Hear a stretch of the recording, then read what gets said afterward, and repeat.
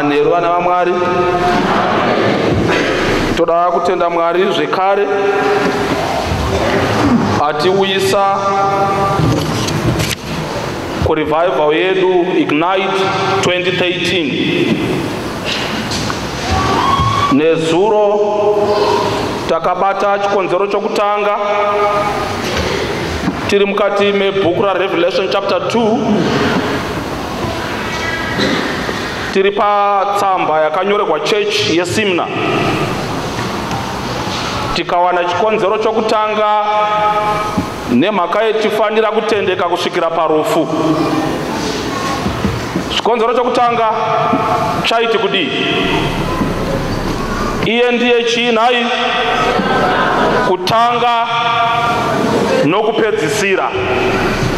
Iye wacho ari kutitendeka kusvika parufu ndiye kutanga nokupedzisira. Ndakataura nezuro kuti hatidi kuti vanhu vatende kuna Mwari uyu kana vamufire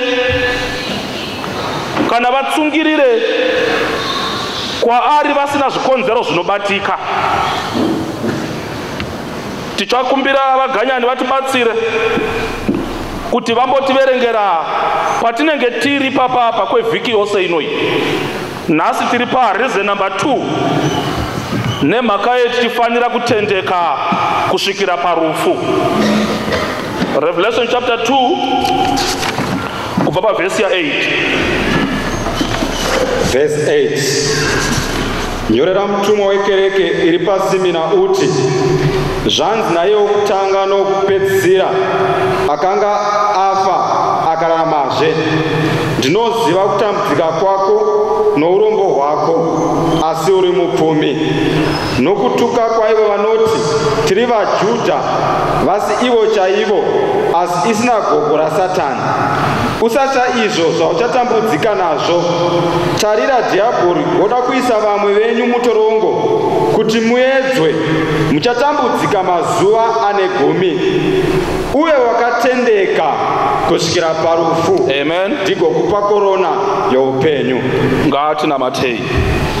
Baba vangu vari kudenga, muzita raJesu tadzoka zvekare muchitaura nesu kuti tive vakatendeka chero zvoita sei, chero zvichireva rufu, munotsvaga kuvimbika kwatiri, nokuti zviri seri kwokuvimbika kwedu zvinokunda kunyange rufu. Chitibatsirai Baba, tarisana neshoko renyu, vanhu venyu vaungana, tipe kutsanangura kweshoko ireri zvakanaka. Pakupera kwezvose vanhu venyu vamire vasarudze saMozisi anoti zviri nani kutambudzika navana vaMwari pakufarira mufaro kwenguva pfupi. Ndoda kutendai Baba, taurai nesu muzita raJesu. Amen. Amen. Reason number 2 nemhaka yetichifanira kutendeka chero zvoita sei. Kana tichireva kutendeka toreva kuramba takamira pana Kristu, kusarasha kutenda maari. Reason number 2 iripo kutanga chapa ndokumbira vaganyani mungopinda mbijana mupaseji yeyi tindobata chikonzero chechipiri chiri chakati kwati kwati nechikonzero chatakataura nezuro.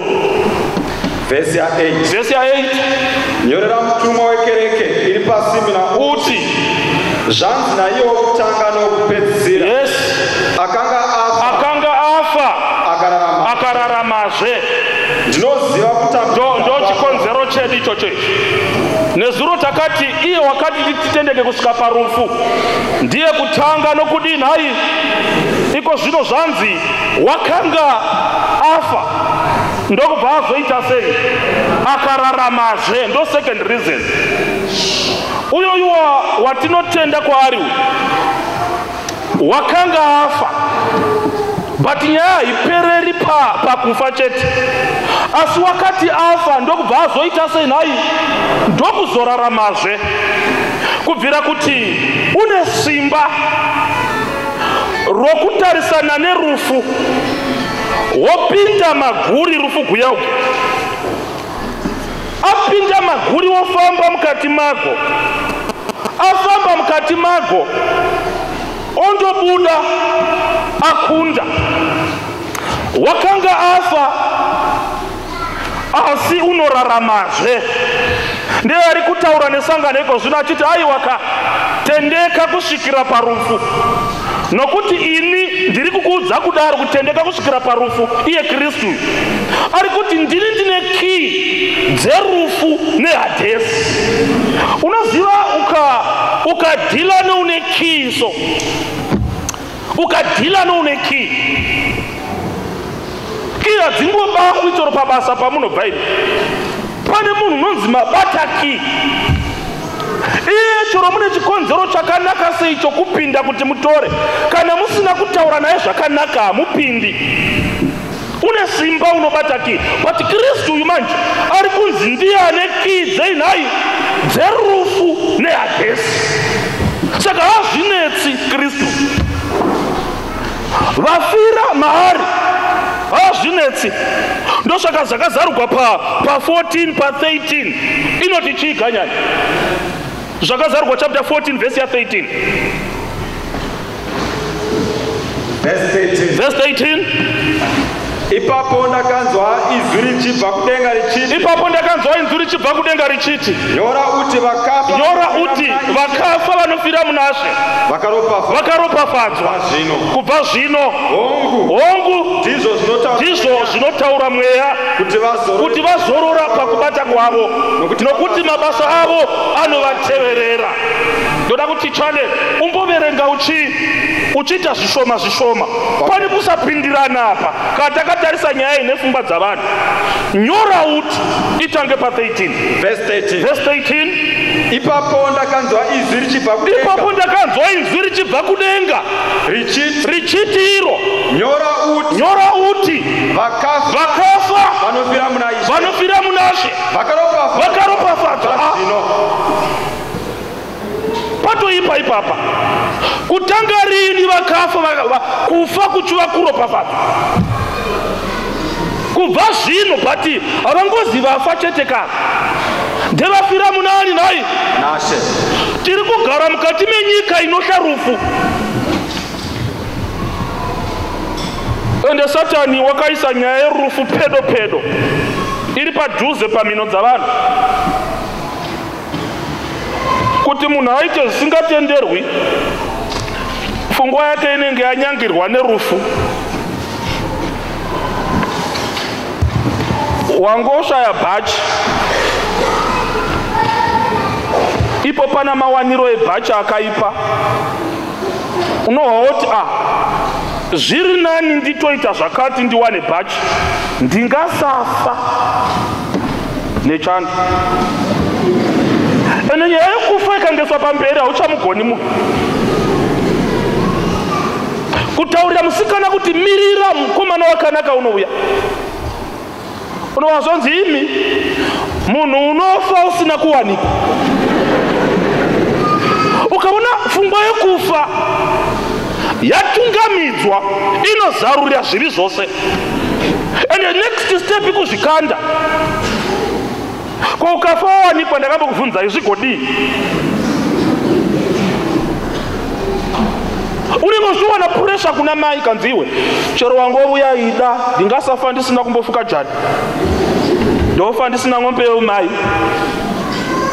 Ende ukaona mai varongedza pfungwa yacho ichisundiwa norufu. Pressure yaunowana so unowa kuti chero murume womunhu togwa naye. As long as achirovora handingafi ndisina kumbokama ng'ombe yomai. Kufa. Kana munhu atarisana nokufa so chero panonzi panowanikwa mari mungwavava muya munokorokozwa nevakomana zvichinzi paseri pepila ndo panomukute. But ukangoguma kamwe pila rinowanewe munhu unogwambaira namabvi achipinda achiti hazviiti ndingasafa ndisina kumbodhiraivha mota.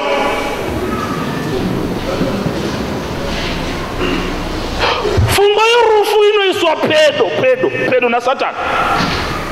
Wangowa mudumbu muchiruma ndofa.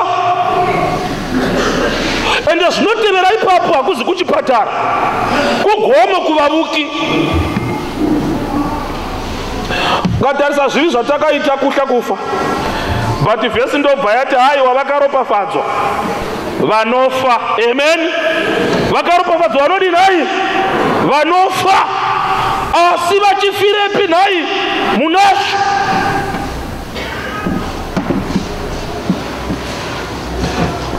Nemhaka yei vakaropafadzwa vanofa? Kristu wati ndine makika erufu neHadesi, kubvira kuti vanofa vachifira munashe kubhenga. Usavona mai vachisa avocado muupfu vachiti kuri Rasha.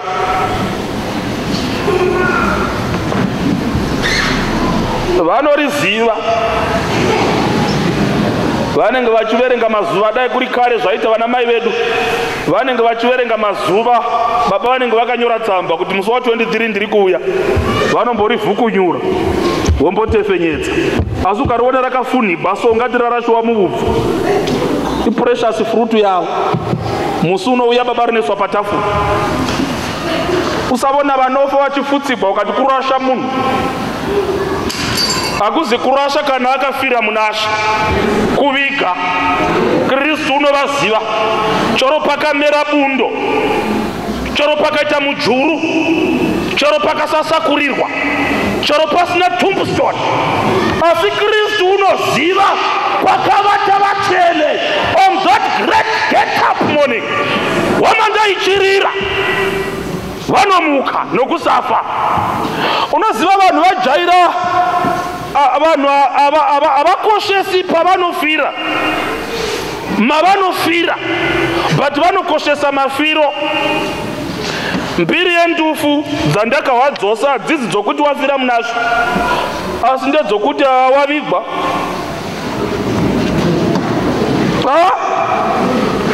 Wavigwa. Ini ndongonamatira ndivigwe samai John. Vachemewa vasikana. Mukati munhu ye kona parufu pomwiwa madhiringi. Kotambozocheme matishi waenda atachitopuhwa kuti pukute misodzi. Indangoti handichatambisi, ndichariziva tishi. Awa ndauya nawo ndati ngosevavo pakona yeziso vo ndichingoita kuti apa ungachema pakadere papo. Nyaya izi yemafiro namachemerwo, nyaya ndemawafira. Wafira muna Kristu here kana kuti hauna kufira muna Kristu?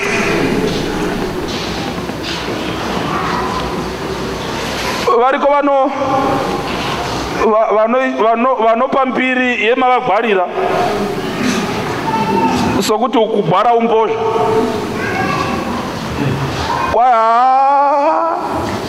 mavanga varika taanoona kuti hai bhuku yati vakaropafadzwa vanofira munashe.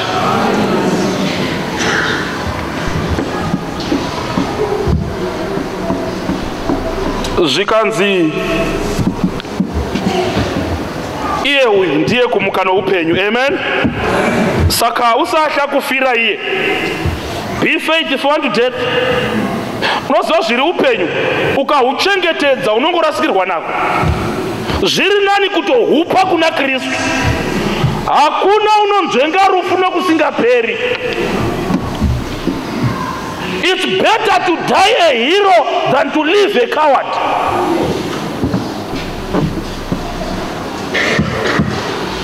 Vakaropafadzwa vanofira munashe. Zvikanzi uyo ari kutitendeka kusvika parufu uyu wakanga adini hai? Afa. Asi akadini hai? Akamuka. Ndo panga pakatsika Polikepi kwatakataura nezuro. Mudhara akati hai waka. Bishop wechechi yapasimina vanzi Fugamai muchinamata Saibhele na Emperor Caesar vakati for 86 years Mwari asati betray. Azviti akapiswa ari mupenyu akati zviri nani kufa asi ndiri munasha, nokuti mandafira umu ndiye kumuka nei nomupenyu, ndiye ane kii dzorufu neHadesi. Unoona vanenge vafira munasha, kana rumuko rwasvika resurrection, mabatakii anozarurira avo vakatenda mushoko rake, vomuka vakafuka muviri wokusavora. Ndoda kuti ganyanika timbodzokera pazvakaitikira pakaita kuti Kristu awane mbiri yokufa nokumuka. Handiti munoziva kuti wakarogwa pamuchinjikwa Kristu akafa, asi akaita sei nhai akamuka. Pateni youpenyu hwaJesu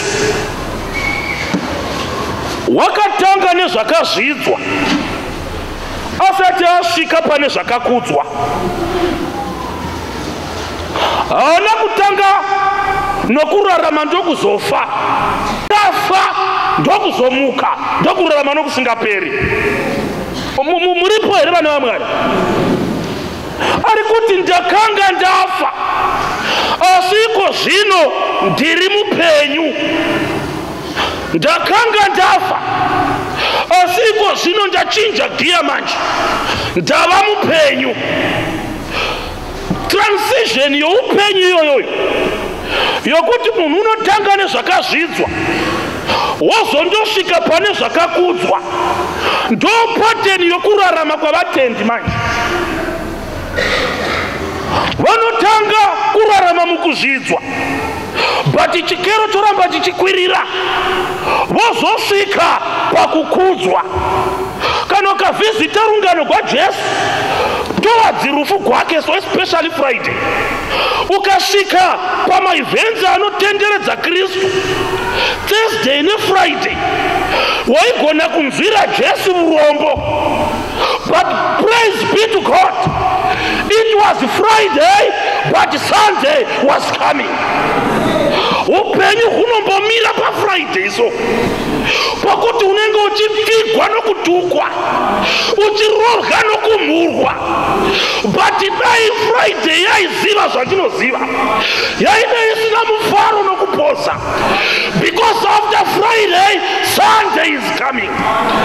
Ndakanga ndafa, asi iko zvino ndadini hai ndamuka. Ndiye ari kuti mwananguka, chero uri muFriday youpenyu, tendeka, Sunday is looming. Unoziva ndaitarisa upenyu hwaJesu achitongwa so, pachitongwa Mwari, ukakontrasta matongerwo aJesu paaitongwa nemitemo yaishanda nguva iyoyo, pane zvinhu zvakawanda zvikuru zvakasiyirirwa zvokuti Jesu waida akabuda dhida akada kukondesta, but akati no, chikere chehumiliation hachisati chazara, regai ndimbozvidzwa man, kuitira kuti kana ndaderedzwa, kana ndozosumuka so, mbiri yokuderedzwa kwangu yafamba yatenderera, kana ndazosimuka, mbiri yokusumuka inotevera pakaenda mbiri yokumurwa. Unoziva mutemo wechiJudha nechiroma yaishanda apa, yaiti iyo munhu haafaniri kutongwa usiku, haafaniri kutongwa usiku. But Jesu vanototanga nyaya dzacho manheru. Nemhaka yavaidaro vaiti hapana nyaya inotaurwa chibayiro chamangwanani chisati chaitwa. Ati muri kuona kuti dai Jesu akaikondesa nyaya waibuda dhi kuti aiwa zvei manditonga kausiku, but he was humiliated. Justice ikaraswa in the dustbins of, trash. Jesu achibatirwa, bvuma kubatirwa, because Sunday is coming. Kwa ndakanga ndakafa ini, asiko zvino ndadini hai ndamuka. Ukaronda nyaya yacho, vairamba kuti munhu atongwe zuva rimwe otoconvictiwa zuva rimwe, but Jesu vakamurovera fast track. Haana kupikisa, akati aiwa zvino inguva yekuzvidzwa ino, ndakananga kurufu kuti ndinofanira kuzvidzwa, but Sunday is coming. Pakatotongerwa Jesu nzvimbo yaakatongerwa, because nyaya yake yanga iri blasphemica, yaitowarranta capital punishment.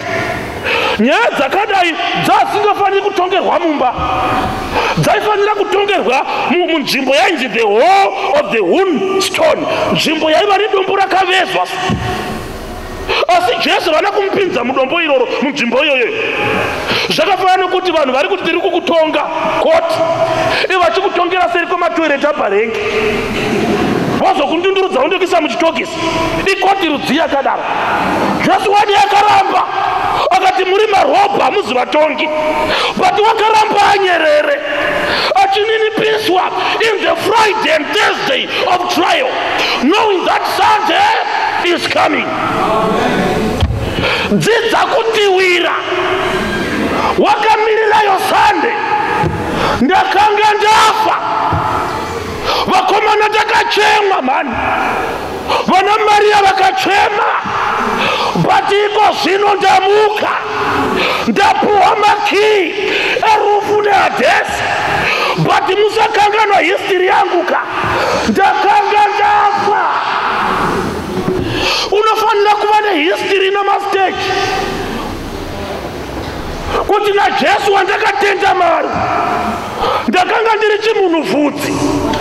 Mai vangu pavaiverenga vana vaitanga vati ndine 5, asi voverenga 4 vakanga mwaumwe. Vozoti ndakanga mwaTeresa, but wakatowanikwa pedo seri kwegwizi kwepamba penyu. Vaverenga veJoni, veBotswana neveUK, vanhu vane shuga nekirimora.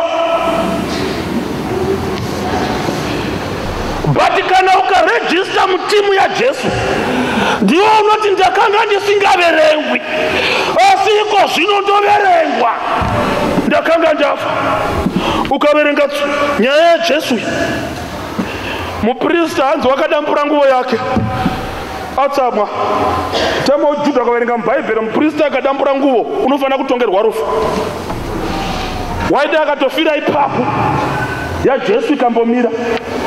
But Jesu haana kuibatisisa, akati no man, aiwa iFriday, iFriday neThursday humiliation, but rega tichengetere glory kuSunday, rega tichengetere glory kuSunday. Usada kusvika svondo isati yasvika, chimbogara muFriday neThursday inenge ichiuya. Ukaverenga zvakanaka, zvainzi izvo papa asingatenderwi kuti yena accomplice ave iye unotungamira paconviction.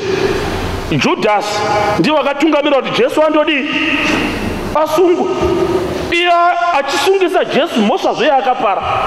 Handiti ndiwo anga ari treasure wacho Jesu paaimhura Mwari, handiti ndiye waindemutengera zvokudya.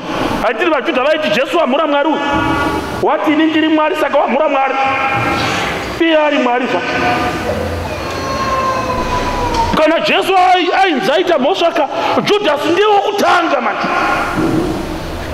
Zvasingatenderwi nemutemo kuti uyo uri mumhosva yacho andoripota iye achisara kunze. But Jesu akanyarara, akamirira Sunday. It was Friday, but Sunday was coming. Uyo unotivimbika ndiye kumuka noupenyu. Ndazvina kugumira ipapo, nyaya yakaramba ichidzira. Vairamba kuti padare rakatonga Jesu zvainzi kana vanhu vose vakatenderana kuti munhu ngaafe, zvaitoraramisa musungwa wacho. Makanteerera vana vaMwari? Kana vanhu vose vakati ngafe vari padare racho, zvaitonzi uyu haana mhosva. Panofanira kuwana unopikisa, ndokuti nyaya yebhalansi. It's opposite. Ndo zvaireva mutemo wavo. Ndo panopinda pfungwa yekuti hamunoziva kuti Nikodhimasi waigara padare raitonga. Pakapiwa Jesu mhosva, Nikodhimasi haana kupikisa. Chero aida Jesu, nemhaka asina kupikisa kuti ite unanimous kuti afe. Nikodhimasi ozoti vakomana manguvona nyaya yacho unanimous, mutemo waramba, saka ngaararame. That's why Judas akaramba, Nikodhimasi akaramba akanyarara padare raitonga.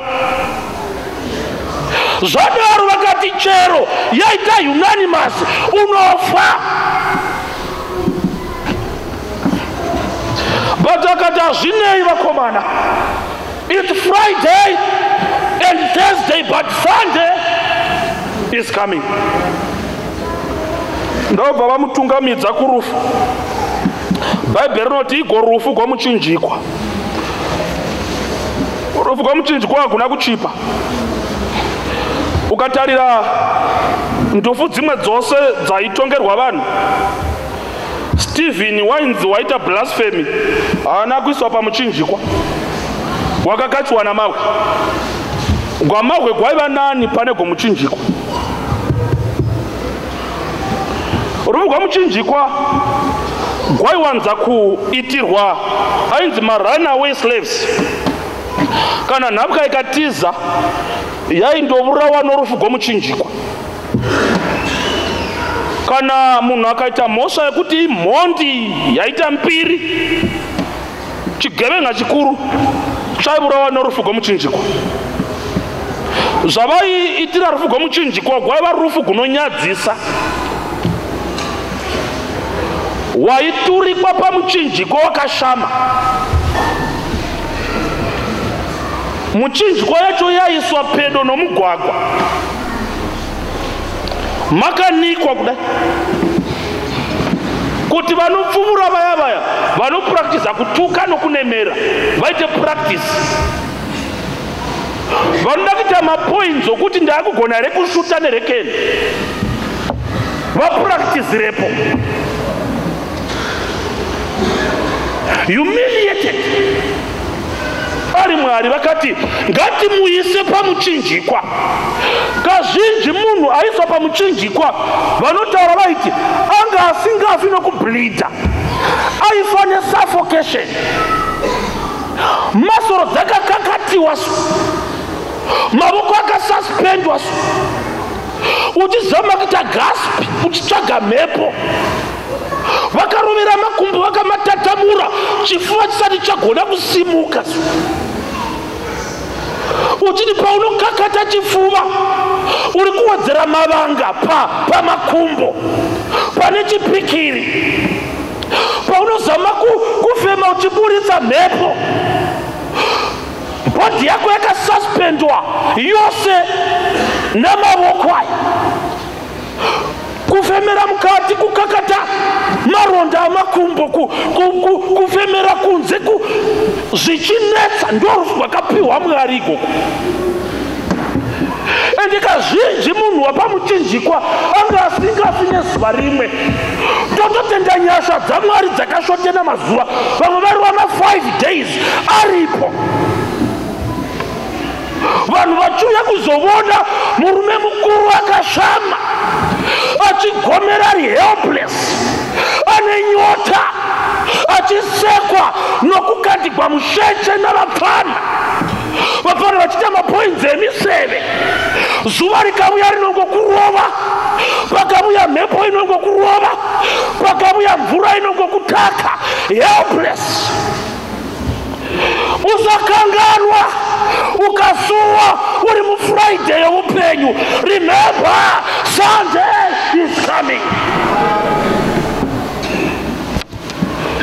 Ndakanga ndafa asindamuka.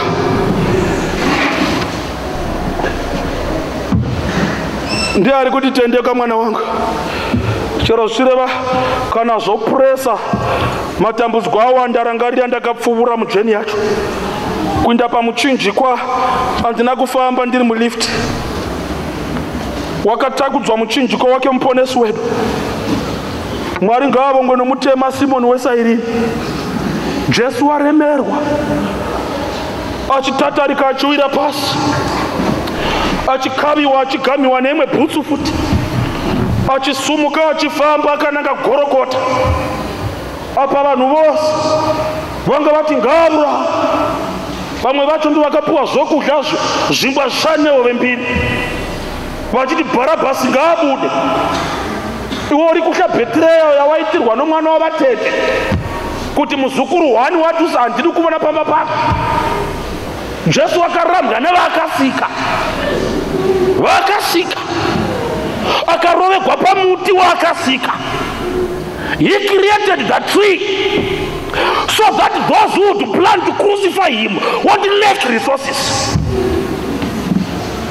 Akasika muti wacho mukuziva kwake, achiti wemuti musidhari wandaakusika, muzukuru weshanga tichabuda pauri, ndiwo uchagadzira muchinjikwa wangu iwe.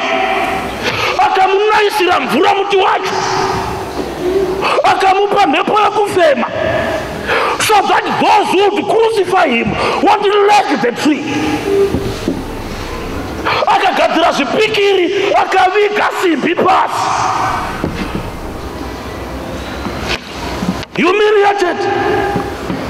Humiliated. Padusakanganwa kuti Sunday yaisvika. Mutarise muponesi achindwa naye achikaviwa, achifambiwa naye, vachimurovera muchinjikwa uri pasi navarume vane devilish zeal. Vakabata mazisanda, akavata, vakatsika makumbo ake namavoko ake savanhu vakatsika mapapiro ehuku yavandoda kuuraya. Umwe achinzi bata nokoko, vakabata Mwari. With the devilish zeal vachirovera zvipikiri, ropa richitsatika patsinga huru, richivazara kumeso vachipukuta namazivoko asina hanya. But ropa raJesu rakaenda kumeso kwavo harina kuvaponesa, rakavawanira mhosva. Ropa raJesu haribetseri kana rikaenda pamusoro pako kana risina kutenda. The blood of Christ has no use on you except if mixed by faith.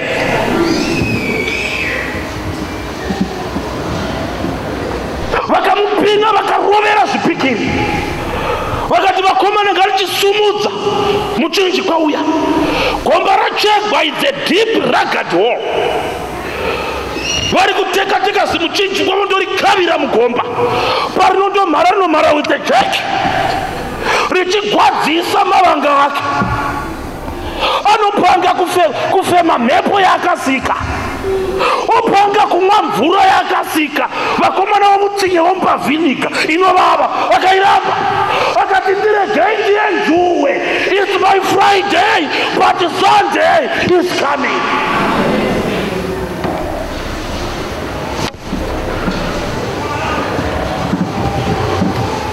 Vanomurovera.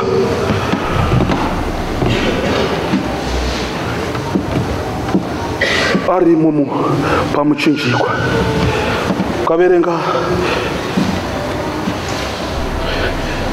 Bhaibheri rinoti neguva raakazovigwa rizi rake rakakweretewa, ranga risiri rake. Unoona, munhu wazvidzwa iwe, chero usina chaunacho, ndisina bhara hangu kana bhasikoro, asi kana ndovigwa zvonzi muise muguva make, muimba make. But pavaitaurirana vari parufu rwaJesu, vaiti muisei muimba yaJosefa waArimatea. Even guva wanga asina. Humiliated. Ndokubva azorora, ndopati yokufa kwake. Ndakanga ndafa. Amen. Norufu rwamuchinjikwa. Pose apa Jesu waipiwa mukana naSatani kuti arase his faithfulness. Apa zvimagepi zvose zvaipiwa izvi naSatani, zvokuti apaita loophole yokuti unogona kuapila ukahwina. Jesu akazviignora akati kana ndikahwina kuti ndisafa ini ndakazvagwa kuti ndizofa. Am I being faithful? Handisina kutendeka. Saka zvinondikonesa kuti ndife miidzo yandinofanira kukunda. Zviya zvokuti munhu haana option, unayo, kufa is one of them. Papasina zvokuita, zvokuita zvazviripo kufa. Papasina zvokuita ndada kutorovwa, saka zvazviripo waida wakarovwa. Papasina zvokutoita ndakangoita izvi. Panga pasina zvokutoita mudumbu mamagwadzi. Mama todamburavura, saoption yanga iripo kudambugwavura. Uchiziva kuti kana ndadambugwavura so Sunday is coming. Than kufa uneura watatu. Orasha. Papasina zvokuita pabhodha pacho. Pandaitosiya mota iyo ipapo. Saka zvazviripo zvokusiya mota iyo. Than kuuya nayo warashika. Sokuti kudenga kuendwa nekaudhina. Katenda kudenga hatizoindi vaya horse kana vaya mambo. Toenda straight pasina mota. Panopureswa munhu so unokangamwa kutendeka kusvikira parufu. Achifunga sokuti zvinomurasha zvichamuendesa kumusha. Vanhu vari kugwadziwa, akangogwadziwa mbijana ndaakutofa. Hauzivi here kuti pachauya Jesu vacharaswa, Bhaibheri rinoti vachachema kwa vachiti gomotiwire. Unogokuwira radii? Unenge utsvaga kugwadziwa kuya kwawakavhoidha. Kusisipo. Peni yawakavhoidha uchirasvika uchaitsvaga. Ndakagwadziwa hangu nokudzingwa basa. Ndakamirira chokwadi chaMwari. Ndakamirira mutemo waMwari. Ndakadzingwa hangu basa. Ndakagwadziwa nokufamba neshoka ndichienda kumukopa ndisina mari yekombi. Zvaiva nani? Kogomo unorinetsere. Pakudarika ndiwira ndoti Mwari ndagwadziwa. Ndakavhira zvose zvandakavhoita. Pagungwa ndimedze. Shumba ndirume yokurumira izvo. Mukana wokurumwa neshumba ndito wakaupuwa pabhodha. Kunzwa urumwe neshumba yejuti. Utendeke usadhiza usiye mota. Kati zvokurumwa kusiya mota kunogwadza. Wotsvaga gomo manje.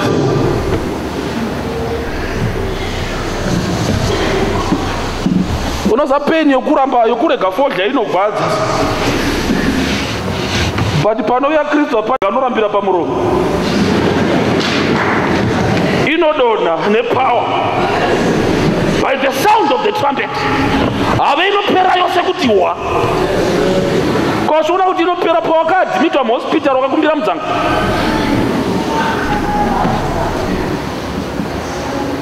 Zviri nani zvigwadze iko zvino. Wakagadzira happy Sunday. Ndosaka Kristu achiri ndakanga ndafa. Ndakarwadziwa, asi kurwadziwa kwangu ndaigadzirirwa rugare nokupemberera.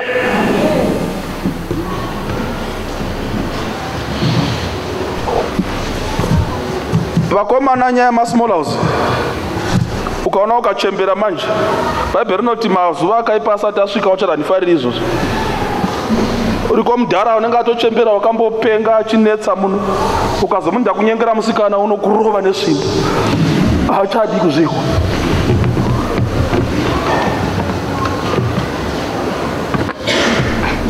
Dai akangoti tsunge mbijana. Zvaita.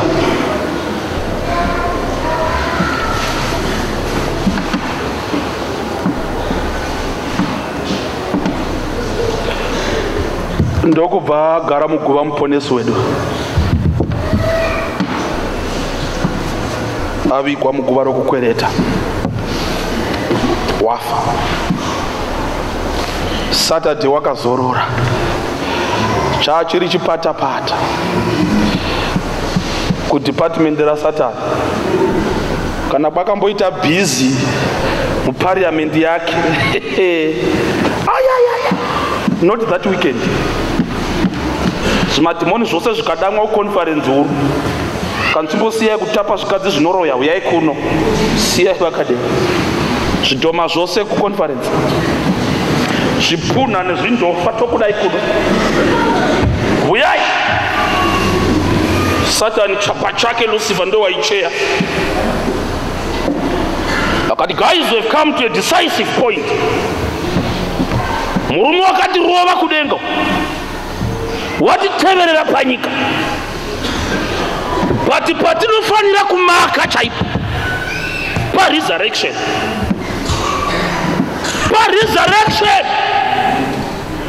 Tambo mupamikana yekuti apile akaramba. Tadamburisa mprista nguvo. Tichiti kuda uchati anife. Akaramba akanyarara. Tamutongesa manheru. Tichiti somu unoziva murayiro. Uchati anife.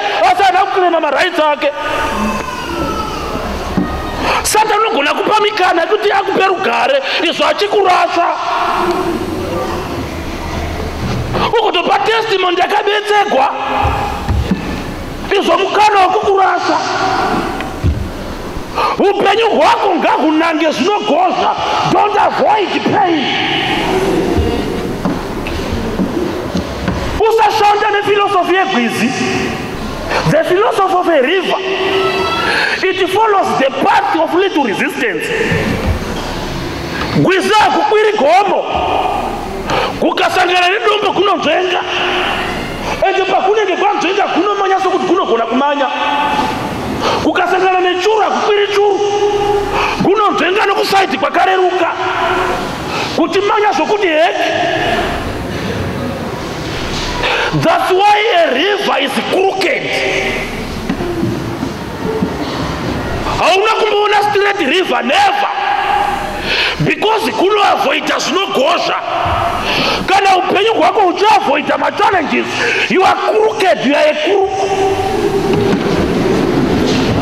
Kunga gwari gwano mwana, haudi kusangana nazo, uchiti mwari kana achifa, ngaafe ndakatendeka, watonzvenga, wakuzitongo. Murume kungoramba nepay 2 months. Haudi kuramba wakatsungira uchidya muriwo usina mafuta. Uchinamata Mwari uchitenda kwaari. Kuti Mwari murume wapanduka ndichengetei. Akangoita 2 weeks asina kuuya nemari. Watokwira mugomo kundoukiwa navavuki.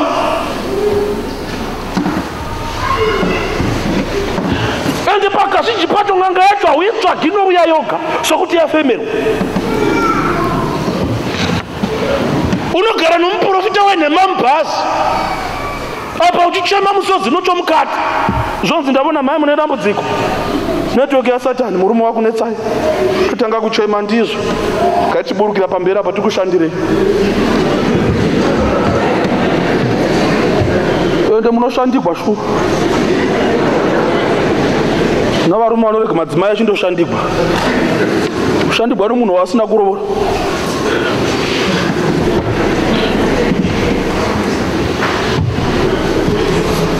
Nditi makaroora kuti mushandire madzimai enyu. Nomoshandigwa noumwewo. Ko zvino umwe uri muno izvi mudzimai wandoshandigwa uri muno.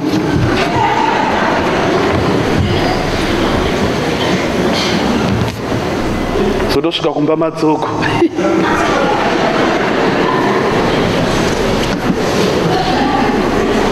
Unofunga kuti kunamata rudzii kunokukwirisa mugomo uri 1 navakadzi vavanhu 7 usiku.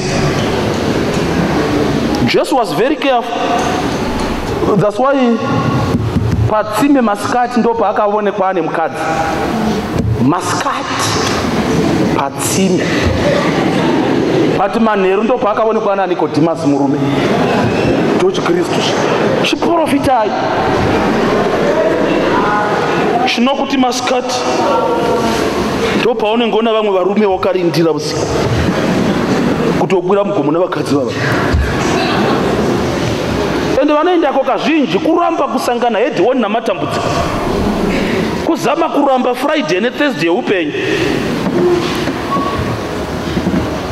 patingaiti birthday party kazuva nezva sokuti wakasvagwa mazuva ose tombodlavo nomurivo takamirira keke ndo pateni yeupenyu hati makatamba Christmas inotambwa mazuva ose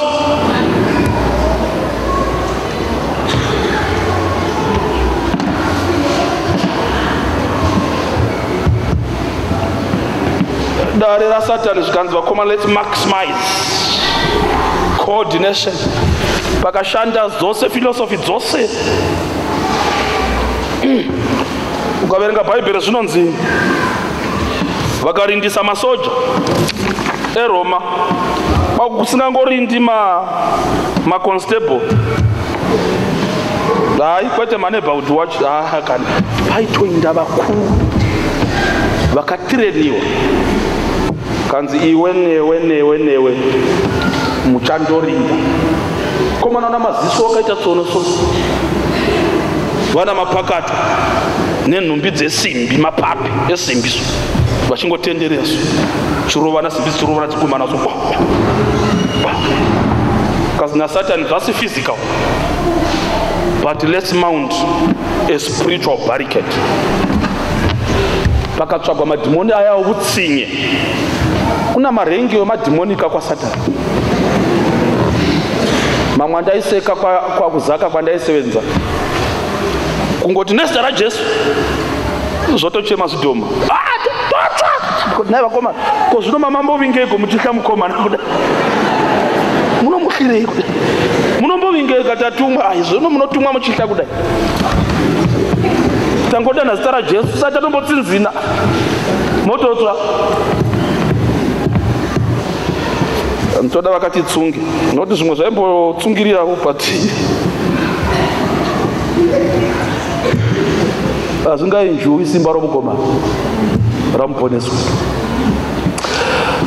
zvikanzi dhimoni rerufu iwe marufu iwe death rikamira pamberi paLucifer kanzi taura vanhu vose vachinzwa zvakaitika unozakana negood news rakabata ziportfolio zvikanzi zvakaitika Friday zvakaitika Friday ndakamutora ndikamurovesa maameni avo anga ari mashoma kafamba naye anga ari mashoma ndikamuvanzarika ndikamurovera ndikamutarira ndikazoona woti ramasabhakitani batanga kurova mavoko kanzi akafa kanzi ndini rufu ili ndakamuraya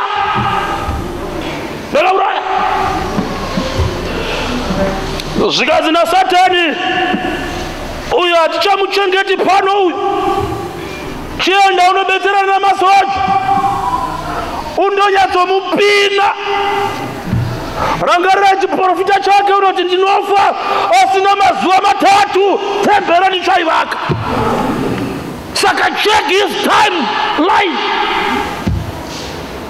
akangozomuka Tuesday zvavharana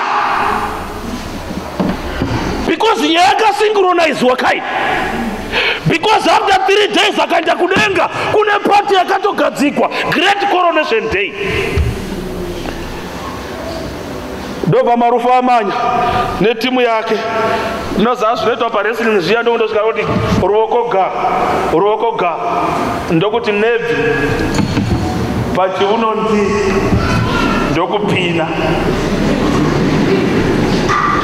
ndokupina Friday manheru Satani zvikati ndikambopfuura noko maactivists ose akamiswa kumaconstituency mamweso papangotariswa ipapo wapfuura zvikanzi rufu kanzise andangopfuura kuti ndizoona unaye here ndozvandisingadiwo zvamunoita shefu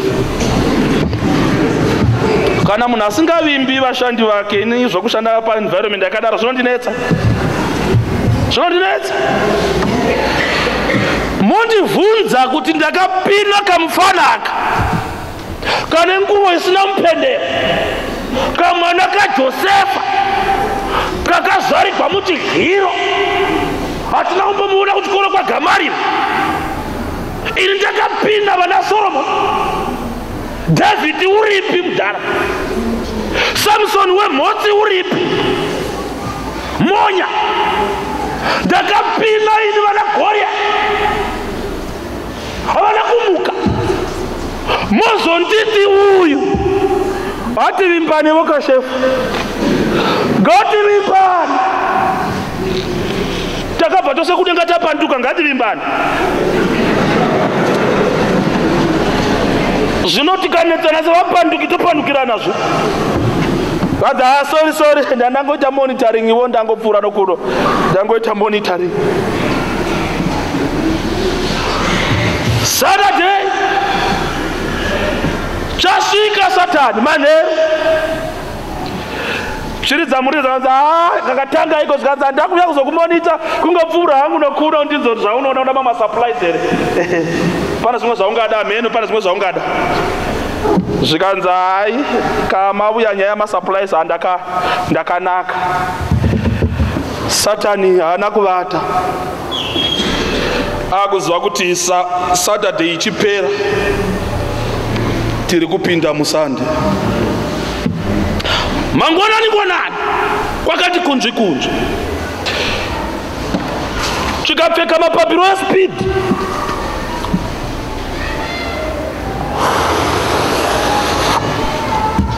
Mumhepo kundomonita vakomana.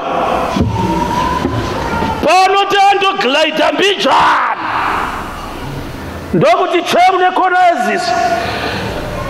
Wanei pane chimwevo chapungu chakanangawo paguva chichibva kudenga. Gabriel vanozivana kakudenga, vagumana zikati long time kadzazuwa. Zvikanzi unobatei pano Gabu? Kadzi ndatumwa mukomana, ndati ungavatisa kudenga kwagadzikwa pati Great Coronation Day yokupemberera victory yaJesu achikunda rufu. Satani wakaonda ati ndovanda seri kweguva namapapiro chifema chiriko. Death ungazomuwa. Bhaibheri rinoti wakakungurusa ibwe mukomana akagara pamusoro paro. Haana kuti kokokoi. Asati adziro wakangotendeka bwene chigumwe. Bwe richirwona mukomana achigara. Wanei Jesu is just on time. Atopeta machira ake. Haana kumira kumutswa. Aitoverenga nguva. Galatians 4:4. In the fullness of time. Nguva yakakwana chaipo pawachi. Ndopari kuti vakomana ndiri kumuka nomupenyu. Handina kugwa neasima ini, handina kugwa neTB. Ndakaita seri kweTB because chiri seri kweTB rufu. Ndikandotorera rufu makii, ndikapfuura napaTB, ndikapfuura napaasima, ndikapfuura napadiabetes. Ndichirova mbama ndichiti makii yerufu ndinawo. Iwe diabetes kukunda kwako kuripi? Unorashwa neasima. Iye wakatitendeka ane makii yerufu. Kurashwa negumbo. Yeye ndiri HIV positive. Tibvire. Ndiani asiri death positive.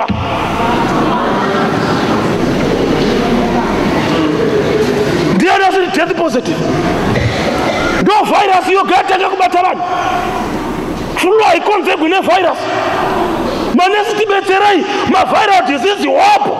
Usapambiri utachiona ukaramba Mwari. Bhaibheri rinoti ichi chinofa ichi chichafuka kusafa, nechichi chinovora ichi chichafuka kusavora. Rufu ruchamedzwa nokukunda. What HIV? Tinamatire Mwari. Kana una mapiritsi mamwe pachena wakamirira resurrection. kana uchinana toona soti wakatadza stereke Mwari ari mubhizinesi rokuregerera zvinhu. Dai edzi yanga iriko panguva yana Abrahama ndo vaide vari vakuru vesupport group. Handiti wakamitisa musikana webasa ndo risk behavior yacho. David waide aripo ndo waide ari secretary wecommittee. Handiti wakatora mukadzi womunhu akakuguma ipapo hana kutora vamwe vakawanda. Kotonana handi unonzi ndo shamwari yangu zvakamuwana asi akamuka. Nofunga kuti Mwari pano yachivheta vane asima nevane TB nevanokamhina achisiya unotsvaga moyo. Izvigwere zvapanyika ino izvi. Taimbouya kuchechi siwana pandakabahwa chi vose vane rumborera gwerufu chero neni takabakwa rumborera gwerufu kudhara. Hauzi mudeparture lounge ke hauna kudengezera tombstone famba zvakanaka uchinamata Mwari. Hauzi mariro iwe the dead are buried uri mupenyu. Ndosaka tisingakuti nedzoi patinokumhorosa tokuti wakadini. Pane vamwe vakatumwa naSaze kunetsa vanhu muchechi tivhetera vanhu vaMwari toenda kudenga vaenda kupurasi kwako.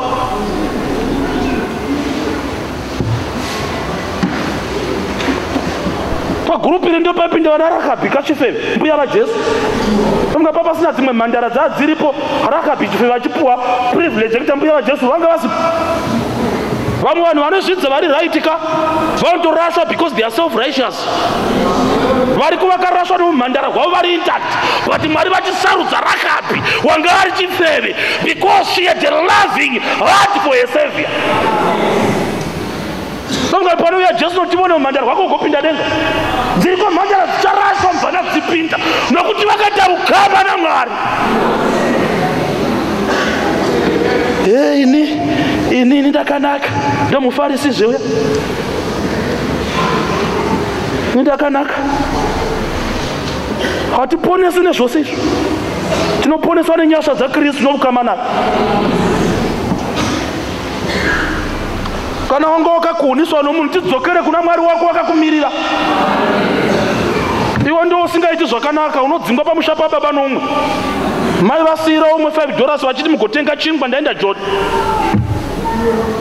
Iwe kwakutodzingwa pamba utobvapo ndogara panext door hauzivi marights ako. Kana ndikadzoka ndorove wanyima ndorova wabva. Stupid. Benga ndera Mwari harizi romunhu. Kana uri muchipatara ungadischargewa nomwe mugwere kunzi budai n'ai yenyu inondinyangadza wototora chibhegi wobuda wakatakura tambo dzedhiripi anodischarge ndidhokta kana wabhoeka naneni ndekwako iyo iwe bed number 3 ini ndiri pa4 ndepangu porridge ngaiuye ndidye makabheji ngauye ndimadye dhiripi ngaripere majekiseni ngaandibaye mapiritsi ngandidunge. Ndakamirira dokta akandipa imwe vhiki ndogara ndirimo ndichirwa mabhanana angu nemaepo angu. Hapana zaunondiita chero ukasataura neni handina basa newe. Chipatara chizi chako chandiuyisa pano ugwere hwangu ndakamirira muponesi unondirapa.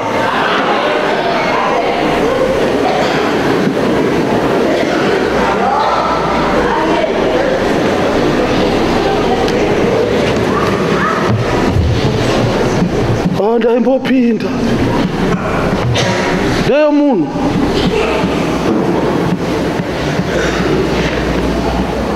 let the devil try his best but make sure his best is not good enough to push you out of salvation.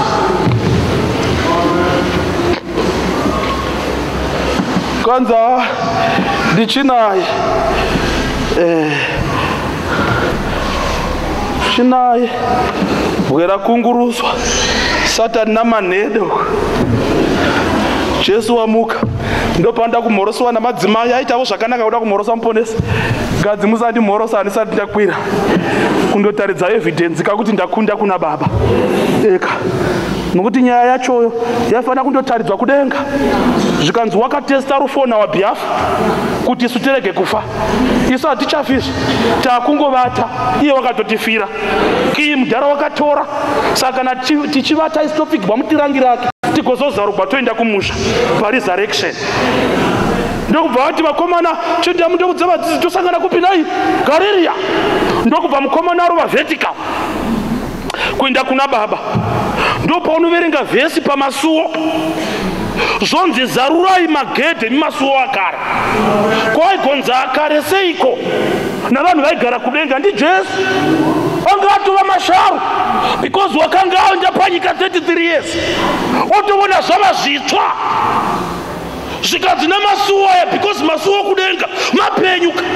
Auna kuva chigaro chamwari chanzinotendera china maziso kwose kwose. Kwai masuo ndokubvunza zvikanzi navarukumana vari pavanorinda zvikanzi ko mambo wokubwinya wamunoreva wacho ndoupiko kuti mambo wokubwinya apinde. Ndopaanofamba Jesu achipinda, ndopaanobvunzwa nomuprofita akaverenga zvikanzi ko mopinda sei kuno kudenga? Hakupindi chakakuvara kuno, hakuna munhu ogumbugwa achibuda ropa because kudenga. Hapana munhu unoroga nechizira achigadzira makabhodhi because kudenga. Hativezi, Mwari vanongorayira kabhodhi ngaivepo yotovapo. Ko mavanga ari paruoko gwenyu ndeiko? Bhaibheri roti ndakakuvadzwa mumba meshamwari dzangu. Jesu ndokubva apita, ngirozi dzakaronda dzakarunga. Zvikadzi wasvika mukomana wandotitengera ethi yakanga yarasvika neropa rake, akauya akakumikidza. Ndosaka ukadzoka pamusoro mbijana pa27 unonzi pakatanga nyaya yechidzitiro chitsemuka, makuva akazaruka. Maeridha akaonekwa achifamba munzira dzeJerusarema pre-resurrection. Jesu oinda ndovimba ndo ma24 elders aya ari kudenga, akaenda nawo akati ndauya namasembo. Unoziva kana waenda kumunda uchida kundoudza mai kuti mabagwe aibva, ungovuye uchitaura nomuromo, unogura 2 ne3 wotaridza mai woti manhanga enyu aita, makavhu enyu aita, chibikai awa mangwana motora kuwanda mondotsvaga akawanda. Jesu akatoenda nedeposit kutaridza kuti kunomukiwa tete, chero Satani achida asingadi. Resurrection is coming. Tinoinda ndori kutaura kuti tendeka kusvikira parufu. Nyaya takatoipedza kudhara.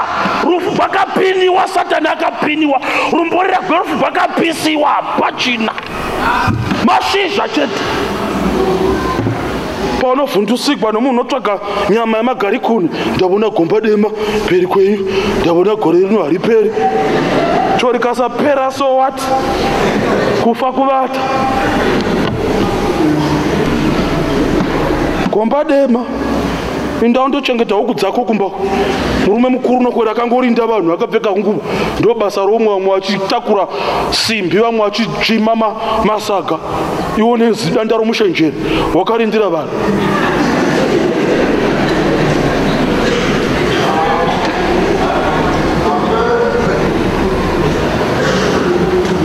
Dzimwe shasha dzototi Bhaibheri hativerengi kuti vavhare vanhu kumeso, kuti unozoti hazvina kunyogwa.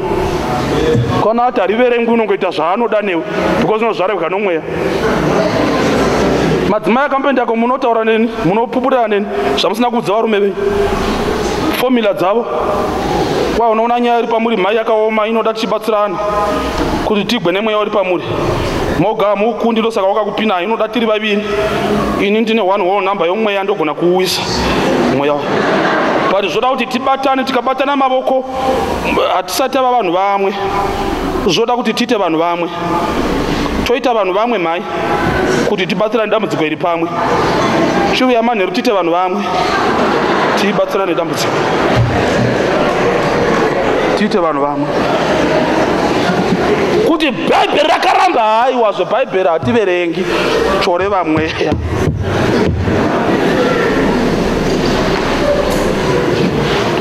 Unofunga unopusisa munhu kuti auye nenhumbi dzakachena, womugarisa muvhu, woti mangwana uyari dzakachena zvisina kumupa sipo. Aha komana, ndodzida dzakachena pano mondiumburidza muvhu futi ngadzidzoke dzakachenazvo.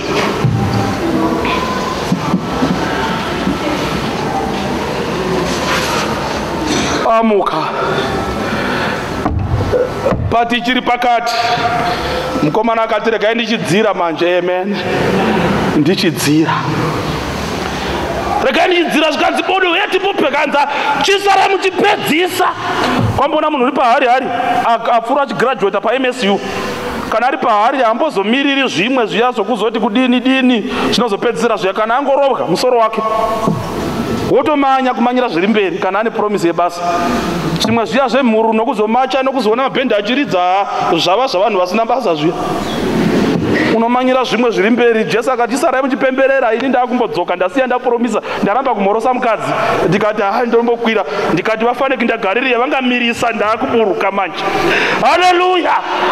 Ndakuburuka ndopanosvika achirovana uya pano chana sangana navakomana uya manya mani chana sangana navakomana oburuka so kumhoroseka manje ahwina kumhorosa zvikanzi yes Peter manje Peter dzatevegwa kwadzairedza kuya kanzi power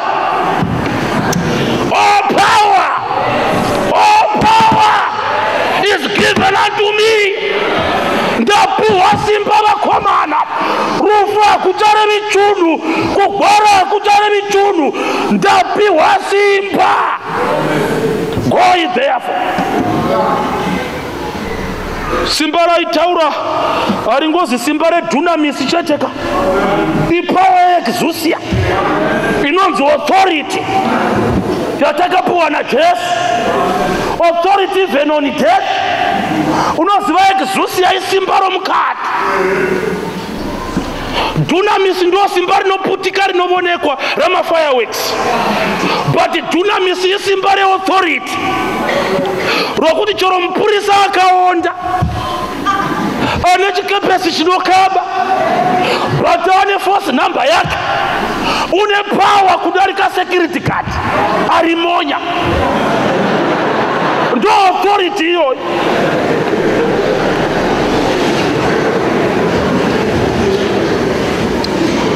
Ndo power. Unoziva zimonya ziguru resecurity guard kana rikabata munhu romusunga rakasungira kumasuro nesimbi roti woba musupermarket iwo akamboshaudha mupurisa kubhawa womuwana ari mucharge office unogona kungoti iwe musungwa nomusungi muchitokisi tozokuonai mangwana because company yako is private limited but mapurisa Republic of Zimbabwe backed by the hierarchs and hierarchs of governance dzenyika ino takatengerwa exousia. Ndiye ari kuti akamira paexousia uyu ari kuti ndini kumuka nomupenyu be faithful. Wakadaro izvozvo zvawakaita usingazivi alphabet unogona kuudza Satani kuti to hell. Taurire kuti to hell, not with my life. Choro kada kundisunga uchida kuti ndinorwara ndinofira munashe polikepi wakafa but wamirira kumuka saramba uchingohla rufu vamupenyu hwose kungoda kungorapiwa zvinoshandikwa ndigorapiwa hapana ucharapiwa nokusingaperi. Lazaro wani wakamutswa naMwari naJesu wakapamiwa nago haako old people's home ndanomutsvaga. Vanhu vavhura machechi nokuti nhama dzichakuwiri hamuchafi. Tinaye kumuka noupenyu. Haleluya. Toda kunamata iko zvino asi munoziva here kumuka noupenyu ndiye vakasvika parufu gwaRazaro. Mamuziva ndakakutaura ene zuro akadlisa Lazaro sadza rapamariro wake achidemonstrate kanzi Lazaro buda and wakasvika after 4 days.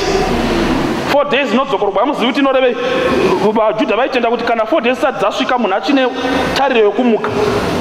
But Jesu akamirira kuti 3 days dzipera kuzuva rechi4 vasendeka zvimatradition zvavo kanzi wotonhuhwa zvikanzi mamuisepi.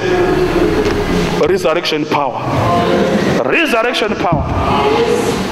Ndobva vafamba naye zvikanzi tamuisa pa zvikanzi chibvisai bwe renyu. Jesu abvisi bwe ravanhu kana achida kumutsa. Paabvisi aigona ngokomanda kuti bwe rikunguruke roga sezvaakaita pana Jesu rakakunguruka roga. But panyaya dzavanhu unoti bodo zvibvisirei ndimi varidzi vamariro. Mariro ndei chizvibvisirai bwe tichishandisa power resurrection. But inoshanda kana mabvisa bwe renyu. Haingoshandi makafunhira zvinhu zvenyu. Ipo panapa unogona kuuya kwevhiki yose ukasabvisa bwe kuti Jesu avone mabhonzo anonhuhwa mukati mako ukadzokera wakadaro mumwe achiponeswa. Jesu apindiri muzvinhu zvavanhu vatinonamatira pano zvinovaitira. Iwe wakasunga mavoko kangosunga kuti ndakazoda dambudziko rakati kandiro ndakabudiswa muchechi navanhu dambudziko rakati kandiro kuti pana makuhwa akaitika vamwe vagaenda kudenga. Iwe wakabata mavoko tibvisire bwe Jesu adane zvimuke waisiimba iwe mukwaya iwe zvinofanira kumuka nhasi. Resurrection power. Kwaya haina bhesi iwe uri kudoro iko zvino masuputende nangu mbuzha iwe uriko kwezvitombo. Tidzokere uye kuna Mwari wako. Zvinonetsa zvii bvisa bwe Jesu vapinde. Taakuda kunamatira resurrection power. Amen. Simba rokumuka iri Jesu ari kuti ndakanga ndafa asi ndamuka. Ndo second reason why we should be faithful. Because hapana chinonzi rufu mberi kwedu. Because kufa kuvata iye unotimutsa. Toda kunamatira vanhu vari kuti Mwari ine zviriko zvandinetsa mukati muupenyu hwangu. Ndoda kubvisa bwe. Ndova kutanga ivavo kuti by your resurrection power mudane zvinofanira kumuka zvimuke. Because ndimi kufa nokumuka. Amen. Oh yes. Tikozonamatira boka rechipiri rinoti iro Mwari zvingandiwana ndoda kutendeka kusvikira parufu. Tendeka kusvikira parufu. Itai meti dzenyu zvakanaka Mwari. Kana muchivona ndichizorasvika zviri nani zvingoitika iko zvino dhani kurarama ndizorashwa. Kuraramira chuingamu uchizotsva. Haleluya. Toda kutora nguva ino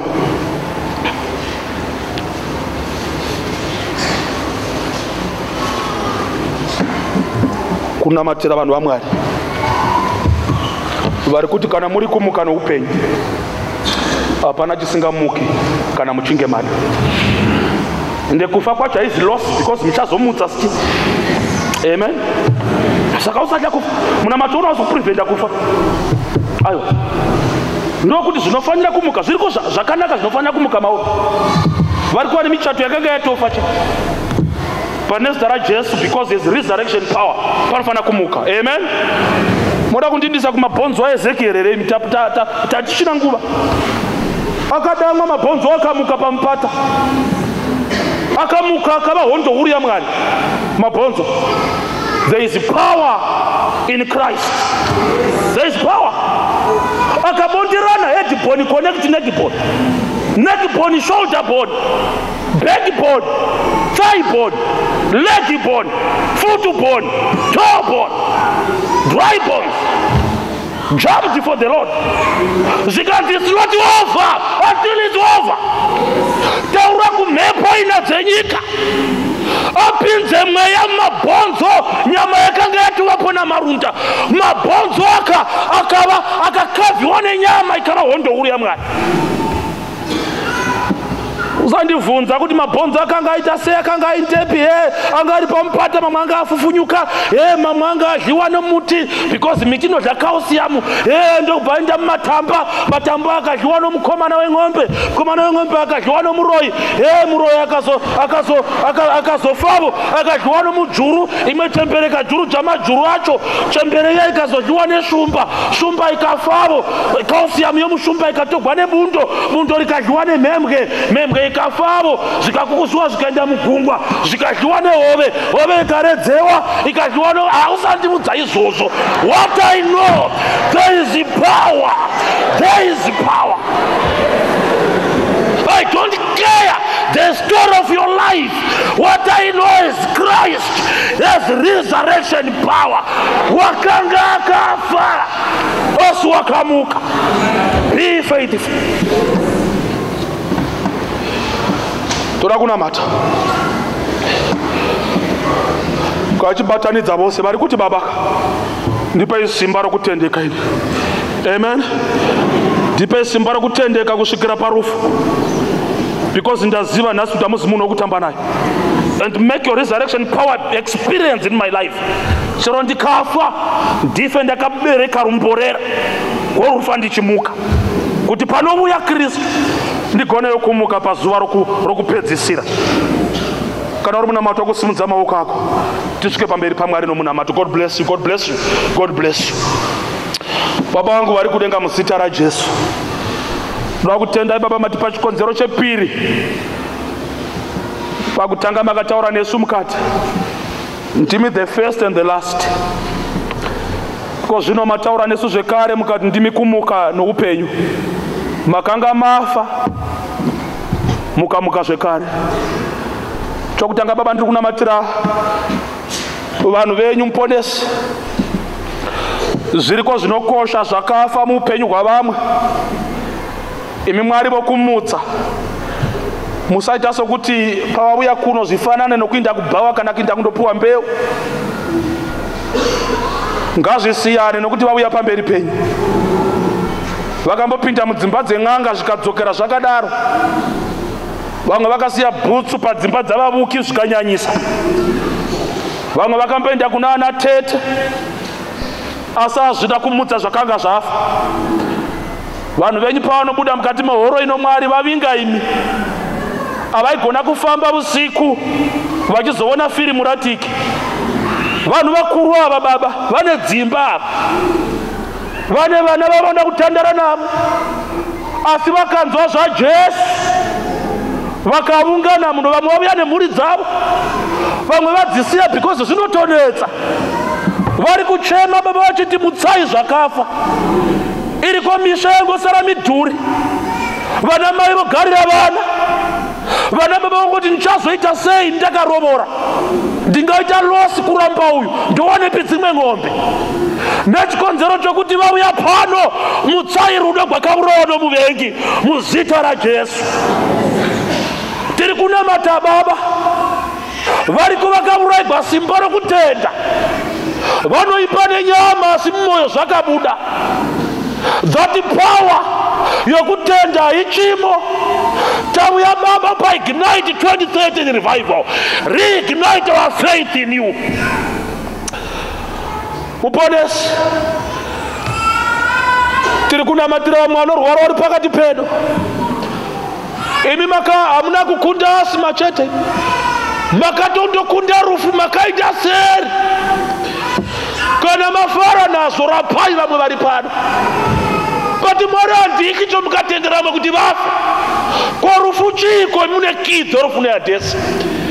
Tipe kumira pamberi penyu tichiti kana Mwari vandirapa vanondirapa, kana varega ngaakudzwe. Chero ndikazorora ndofa ndiri mumavoko aMwari. Toda kutendai baba. Want to experience your power. Tite miko kuti Mwari tibetserei titendeke kusvika parufu nokuti makatendeka. Tiperekedza vanhu venyu kumba baba. Muvengi woupenyu hwavo unovatsamwira, asi mishumba yomudzi waJese komberedzai umwe noumwe wavo. Imi Mwari hamuna utsinye makanaka. Vana Pita vaiti vanhu vadzokere kumba vasina kudya, mukati ngavagare vakaita mapoka. Mavapa zvomweya bhati vakudzokera kudzimba baba. Vamwe vavo vasiya matenda vasina upfu. Tiri kunamatira zvokudya patafura dzavo. Vamwe vari kushushikana rent vachaiwanepi. Mwari provide even rent for them. Vamwe vakatarisana nemafizi vana vadzoka kuzvikoro. Muri Mwari vanopa vapei nemafizi avana. Vamwe Mwari vakatarira machallenges akasiyana siyana. Nechikonzero chokuti vauya pano. Mwari vaperekedzei munyasha dzenyu. Ndoda kutendai baba nokuti mataura nesu kamwe tanzwa ruviri. Chitiperekedzai nomweya wenyu mugotidzosa mangwana kuzonzwazve muchitaura nesu muzita raJesu. Amen.